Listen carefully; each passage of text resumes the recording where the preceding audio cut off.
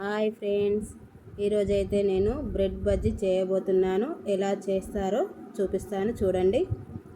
నేనైతే కర్రీ చేసి పెట్టేసుకున్నాను. దీనికి ఆలు కర్రీ కావాలి. అది ఎలా చేయాలో కూడా చెప్తాను.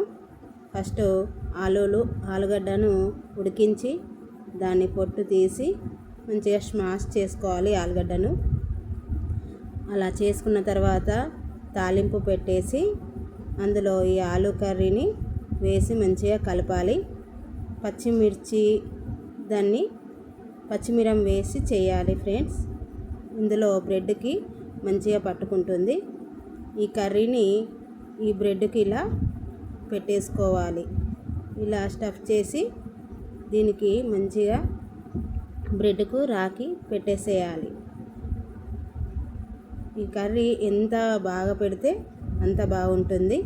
దీని మీద ఇంకొక బ్రెడ్ ఇలా బోర్లించి పెట్టేసి తర్వాత పీసెస్లా కట్ చేసుకోవాలి.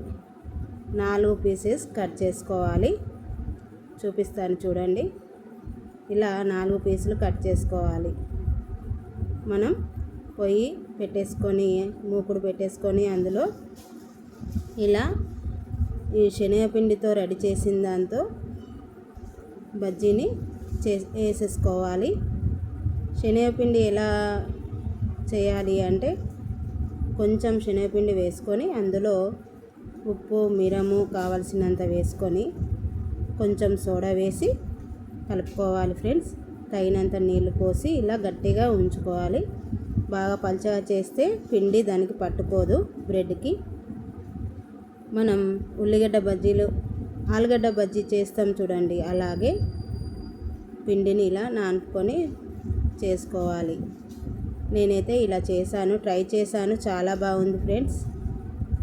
మీరు కూడా చూడండి. మీకు నచ్చినట్లయితే ఒక లైక్ చేసి సబ్స్క్రైబ్ చేయండి నా వీడియోని. ఓకే ఫ్రెండ్స్, చూడండి గోలుతున్నాయి. ఇలా చిన్నగా పెట్టుకొని పొయ్యి గోలించుకోవాలి. మా పిల్లలకి ఇది చాలా ఇష్టం, అందుకే నేను ఇది చేశాను బ్రెడ్ బజ్జీ. ఈవినింగ్ టైంలో పిల్లలకి ఇది చేసి పెడితే చాలా బాగుంటుంది. చూడండి ఫ్రెండ్స్ ఎలా అవుతుందో.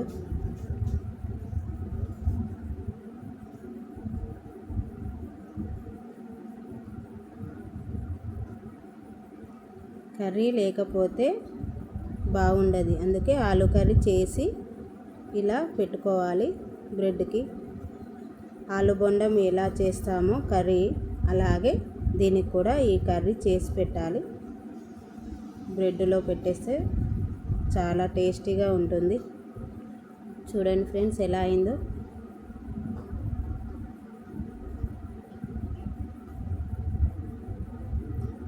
ఓకే ఫ్రెండ్స్, నా వీడియో నచ్చినట్లయితే ఒక లైక్ చేసి సబ్స్క్రైబ్ చేయండి.